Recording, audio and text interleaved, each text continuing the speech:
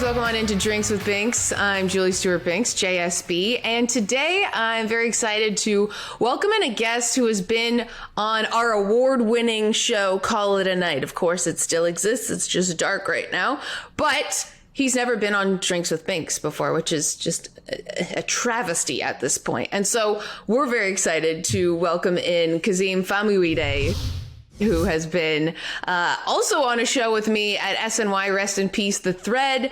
But you have been all over the map doing so many things. You are the guy that it's kind of like always got your finger in every different pie, and you're hosting your own podcast now, Say Less with Kaz and Lowkey. How have you been doing? I haven't seen you in a long time. I know this whole pandemic. I mean, you know, RIP The Thread, man. Like this whole pandemic has kept me away from you for a number of months. So it's been a minute. Things are good, man. The podcast, you know, this entire pandemic has been about like making lemons out of lemonade, I guess. So Say Less was kind of something that started out of sheer boredom and hoping I don't go crazy inside my house. So I was like, you know what?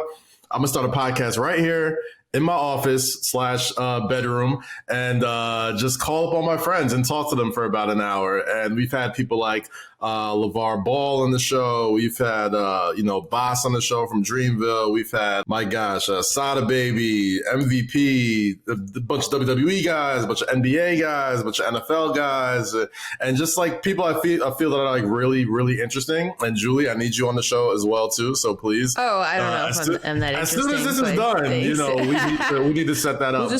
We'll just put this on your pod then too. Yeah, we'll just double up. We'll just cut this and bring it on. But yeah, it's been all right. I mean, all things considered, you know, you got to kind of roll with the punches of life right now, but it's been good. Right. It's been good. Yeah, it's kind of, just trying to figure out what your new norm is right now when it's, they say it's like people that are trying to thrive right now. It's sort of like, we're just trying to stay alive and survive. And the idea though, that you're so resourceful, you have so many contacts, you've done so many things within media that it just seems like a no-brainer, even if there was no pandemic, that you would create a podcast like this, like sort of gearing toward this. Because I was reading an interview with you from many, many moons ago that was like, I want to be a media mogul and like, I want to be a disruptor and sort of like create my own thing. And that's exactly what you're doing right now. Yeah, that's always been my style, man. Like I've always felt like, I mean, you've been in media for years, right? And everyone's always like, this is your lane, do that, right? And I'm just like, why? You know, like there's so many opportunities now, especially with, us kind of being like children of the internet and like knowing how to like maneuver in so many different ways, whether it's on camera, behind camera, producing for other people, producing your own stuff. You get a lot of contacts, you network, and, Say Less with Kaz and Lowkey is kind of like the culmination of all that, for the past, I want to say like 12 years, I've been, I've been super deep into music media with the Source magazine and Hip Hop Wired and, my own publication stash. And then I was super big into sports media with Bleacher Report, Uninterrupted, every place you could think of, SNY, and I've always felt like this is, it's never felt fake to me, like I'll be really into wrestling for a number of years and go and write for the WWE. And then I'll be really into like creating like scripted stuff or, non-scripted stuff. But, the people who put caps on what they think they can accomplish usually aren't the folks that, you'll be good for a little while, but you never really truly feel satisfied. I like going to bed tired. I like feeling like I earned my sleep that day. You know what I mean? Like, so if it's not podcasting, if it's not producing other shows, if it's not writing other shows, if it's not, creating your own content, and it doesn't have to always be thrown in people's faces. I like for people to find out like a year or two down the line and see a credit like, oh, Kaz did that. I'm like, yeah, did that too, So, and I feel like that's the only way you become a media mogul. You got to know everything. You got to know how the sausage is made and you got to like the way it tastes too. So that's always been my kind of goal there.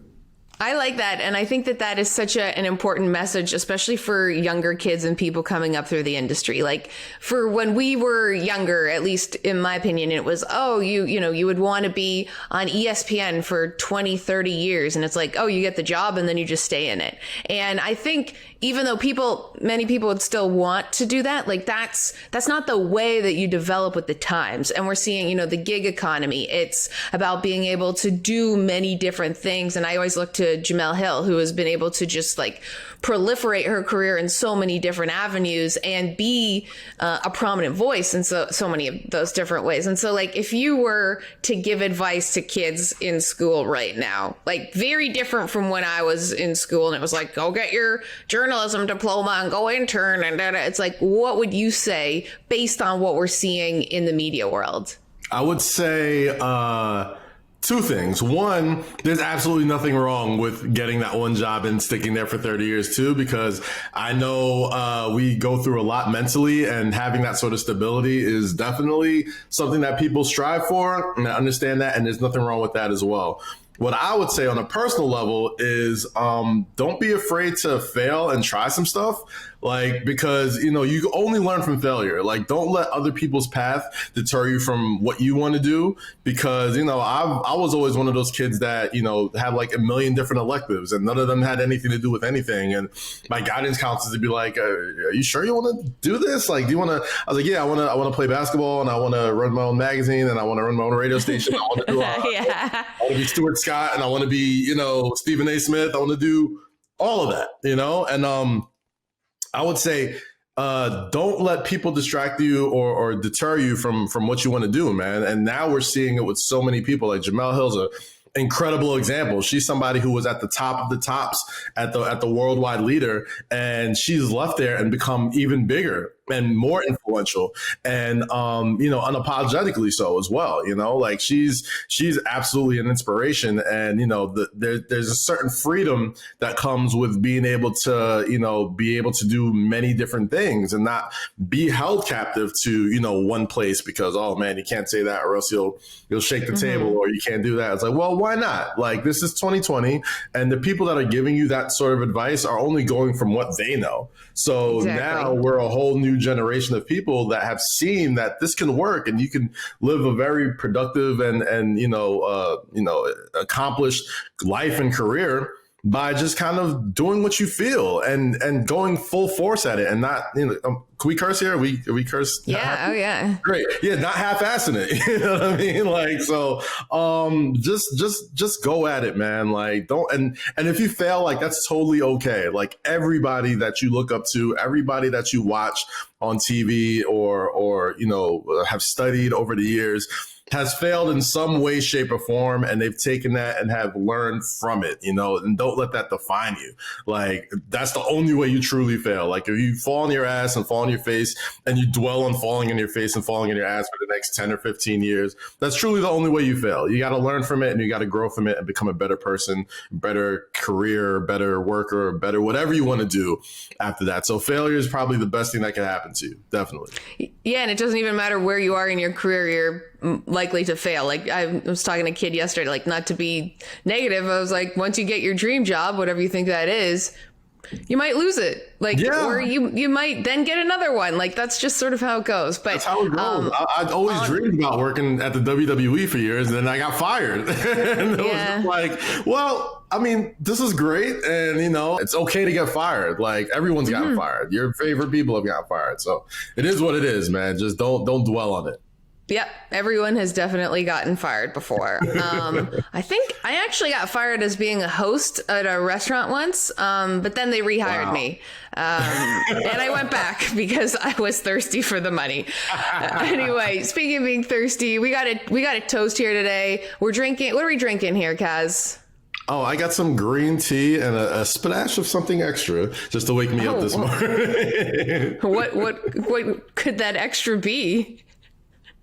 Just a tiny splash of Don Julio, just because. Okay. I'm like, I didn't know we were doing that. I would have added that into my mug, but okay, I will. Just a splash. It's early. Okay, it's early splash. For me. And what are we toasting to today?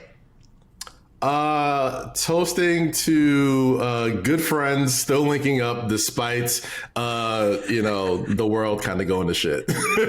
We are still waking the off. Okay, I love that. All right. Okay. Cheers. Cheers.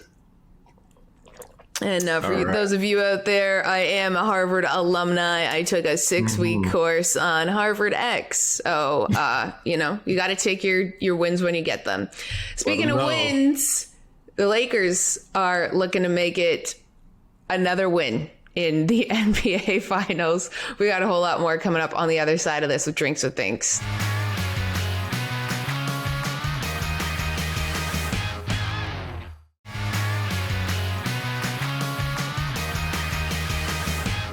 Hey guys, welcome back into Drinks with Binks. I'm JSB. We've got Kaz Famuyide. I can say your name now a year after having you originally on Call It a Night, but I just could not.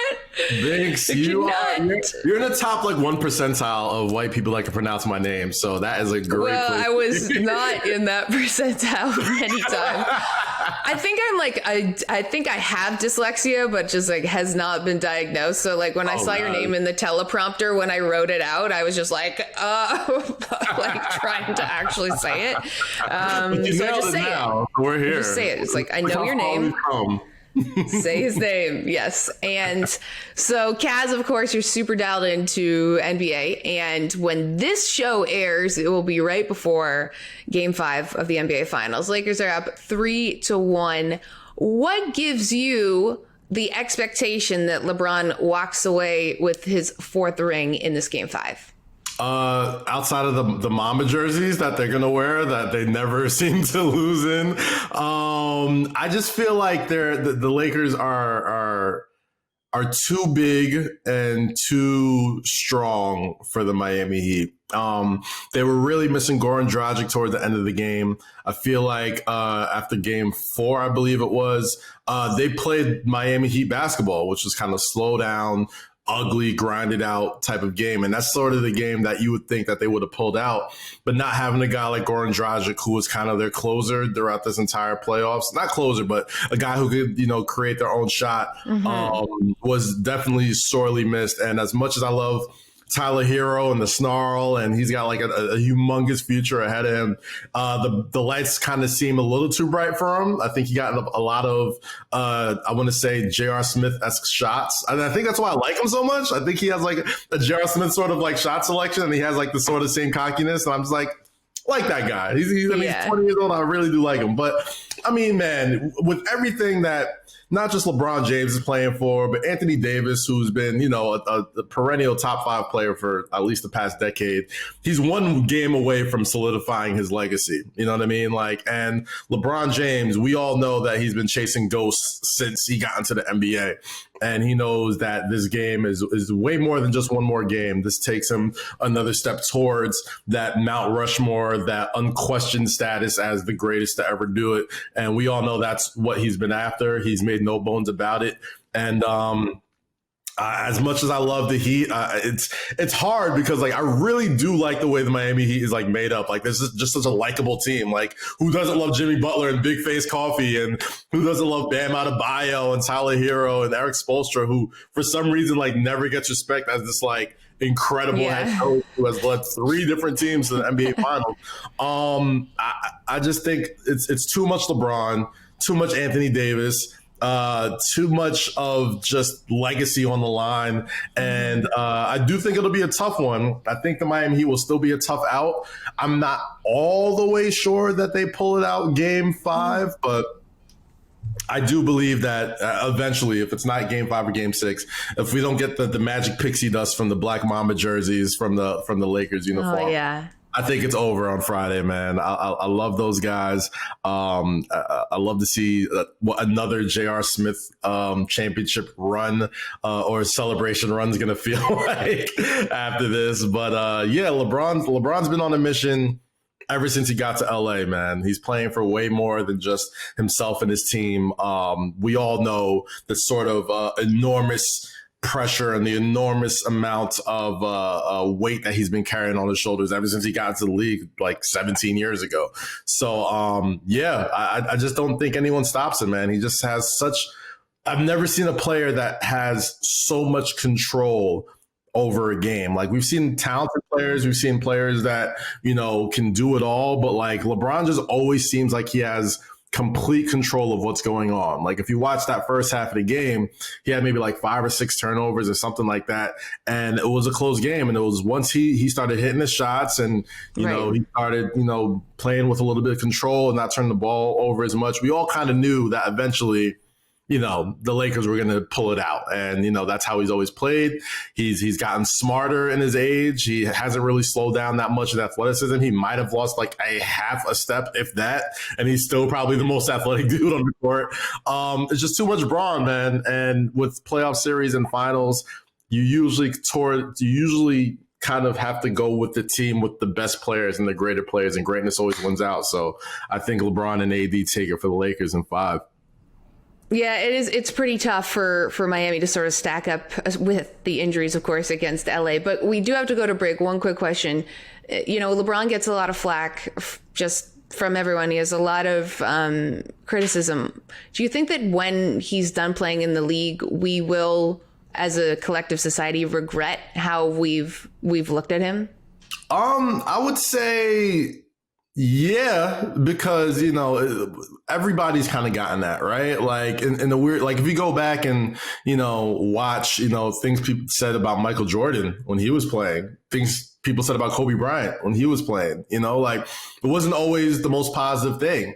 And now, like, you got to think about it. Like LeBron is the epicenter. He's like he's the outbreak monkey of sports take shows. You know what I mean? Like everything about him, like he has been the test dummy for so many things. He's literally given people careers because all they do is talk about him, So, I mean, I feel like once for that part, no. But as far as like just looking at greatness and just once you step back and just see everything he's accomplished and then one day knowing that he's not going to be there anymore, of course, everyone's going to look back and be like, how did we even like say anything negative about this guy? He's without a doubt one of the most important athletes of all time. Not even just on the court. I mean, like off the court. Like, look what everything he's done, how he's used his voice. Like, he's Muhammad Ali and Magic Johnson. Like, it's you can't stack up legacies when it comes to him, man. It's been incredible to see. And I'm glad to be able to tell like my future kids, like, hey, I got to watch that guy play. He was really, really awesome. I know. It will be very cool when the documentaries and movies of LeBron James come out and we'll be like, we saw that game, or maybe we were there, or maybe we weren't because it was a global pandemic. We got to talk about the NBA bubble because that is also another interesting facet of trying to win a championship with no fans and being there still after this many months. We've got a whole lot more after the break with Kazeem Famuyide here on Drinks with Binks. Don't go anywhere.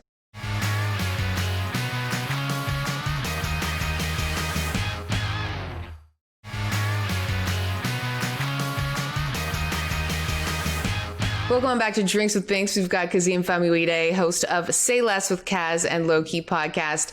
The NBA bubble coming to a close. I'm sure very many people happy about that are currently in the bubble. It's a success because there has not been an outbreak. What do you think, other than that, would be the biggest takeaway from this experience?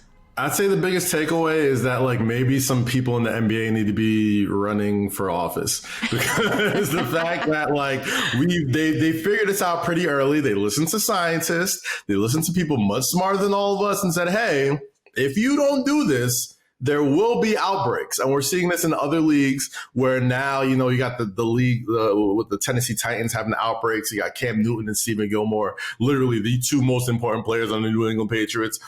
Coming down with coronavirus, that these are things that are significantly impacting the game. And, I think now we're at the point where, God forbid, nothing serious happens with their health. Now we're starting to see, well, will this bubble work if, somebody important goes down with the virus? Because now this is directly affecting, team records and how we look at team success if we're playing the game. So why are we playing these games anyway? With the NBA, we didn't have that at all. I mean, like there was a few hiccups when they first started, but, ever since then, it's really felt like smooth sailing. And I think the biggest question mark going into the bubble is, well, will this championship be legitimate? Because, there's no traveling, there's no fans, there's this whole pandemic. What if somebody important goes down like right before a playoff game or a finals game?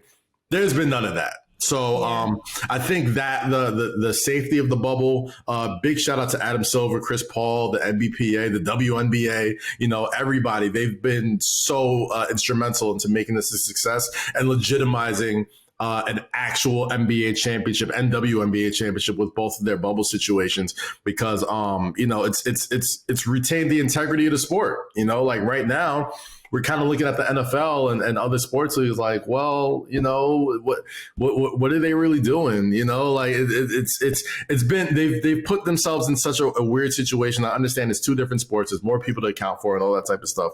But, the bubble has been an incredible success, and we know that it works now. There is, God forbid this thing gets any worse or we don't see any true vaccine. We know that this could be something that can be used in the future. So big ups to everybody in the NBA for making that happen, man. Right. And we don't have a lot of time, but speaking of that future, now we have to look ahead to like the next season at this point.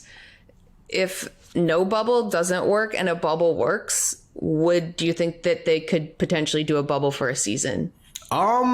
See, that's where it gets tricky, right? So we've seen that it works in one like localized location. So I'm thinking, and granted, Adam Silver did say in a recent interview, I think with on Stewie's World podcast with Breonna Stewart, I think she said something like, our plan is to have fans in the stands next season by, top of 2021.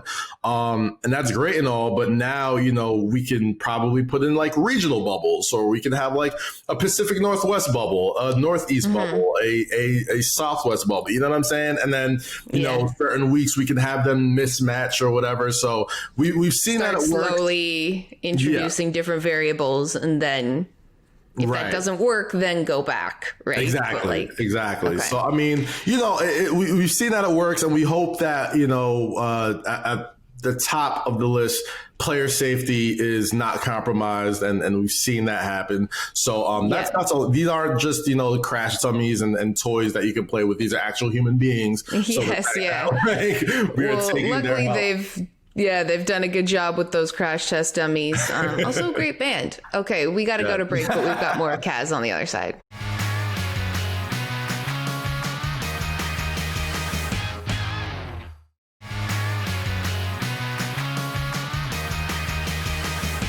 Hey guys, we've had an awesome time drinking and binking with Kazeem Famuyide, and I had so many more questions, including what Drake is really like, especially before he was super, super famous.